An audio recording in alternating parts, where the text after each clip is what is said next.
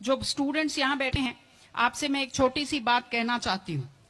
आपने एपीजे अब्दुल कलाम साहब का नाम सुना है ना सबने? हाँ, कलाम साहब ने एक बात कही थी कि in the very old times the world was driven by the muscle power, after that it was driven by money power, and now it is being driven by the power of knowledge. यानी पहले शरीर की ताकत से दुनिया चलती थी, उसके बाद कुछ दिन पैसे से दुनिया चली, और अब दुनिया कैसे चलती है? ज्ञान की ताकत से चलती है। आज अमेरिका और रूस, फ्रांस क्यों हमसे आगे हैं? उनकी जनसंख्या भी कम है, शायद वो मेहनती भी हमसे कम है, लेकिन वो हमसे क्यों आगे हैं?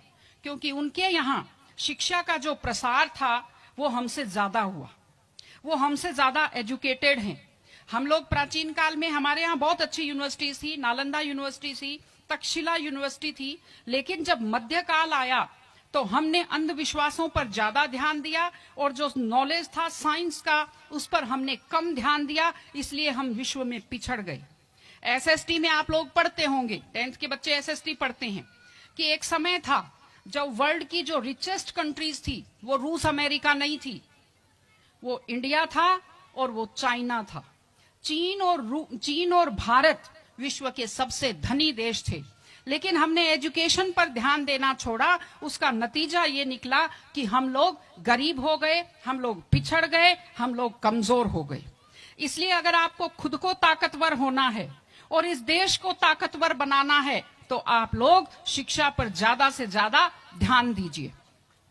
हमारी बेटियां यहां बैठी हुई हैं, आप लोग बहुत खुश किस्मत हैं, आपकी किस्मत अच्छी है कि आपने इस जमाने में जन्म लिया है जब लड़कियों को स्कूल भेजा जाता है, जब लड़कियां बराबरी के अधिकार के साथ आत्मसम्मान से जिंदगी जी सकती हैं।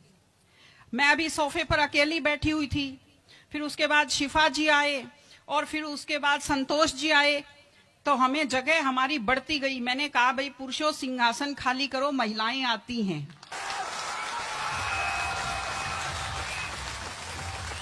तो आप लोग बहुत खुशकिस्मत हैं।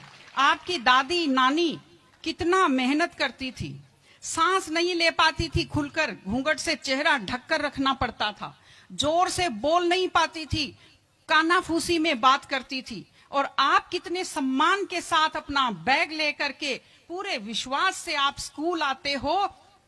बहुत खुशकिस्मती की आपके लिए बात है, आपको इसका फायदा उठाना चाहिए।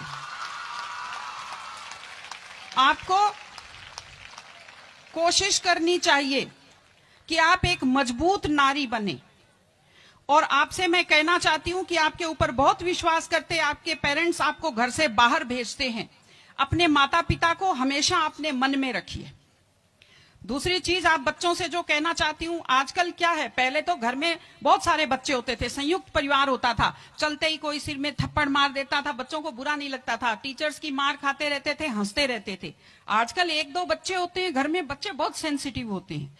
आप लोगों को जब आपके माता पिता टोकते हैं, आपके टीचर्स टोकते हैं, आपको बुरा लगता है।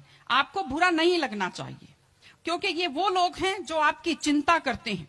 मैं आपको एक छोटा सा किस्सा सुनाऊंगी। एक गाय जंगल में चल रही थी, अचानक उसने देखा एक बाघ पीछे दौड़ा।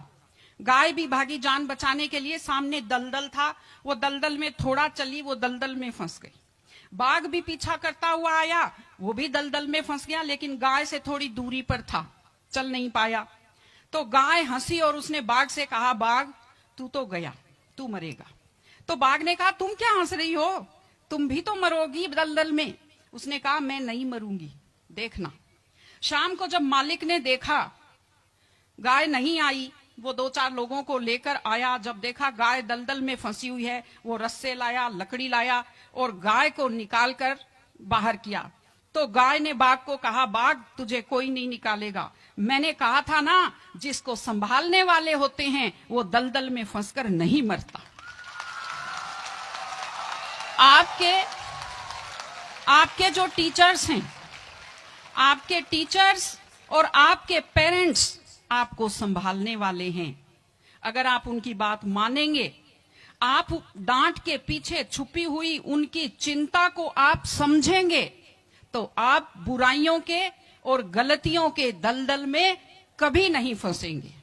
इसलिए अपने माता पिता को, विशेषकर अपनी माँ का चेहरा अपने दिमाग में रखिए, अपने दिल में रखिए कि वो आपके ऊपर कितना विश्वास करते हैं, वो आपकी कितनी चिंता करते हैं, घर पे आपका इंतजार करते हैं, आपके लिए हमेशा वो दुआएं करते हैं। आपके माता पिता जब मंदिर में जाते हैं खुद के लिए कुछ नहीं मांगते, जब वो बचत करते हैं उस पैसे से खुद के लिए कुछ नहीं खरीदते, वो पैसा आप लोगों पर खर्च करते हैं। उनकी इस चिंता को समझिए, अपने टीचर्स की चिंता को समझिए।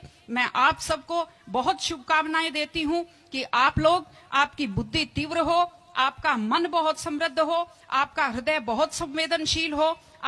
मैं स्कूल को मैं बहुत बहुत शुभकामनाएं देती हूँ। टीचर से अपील करती हूँ कि व्यक्ति केवल शरीर और दिमाग नहीं होता, एक मन होता है, एक आत्मा होती है।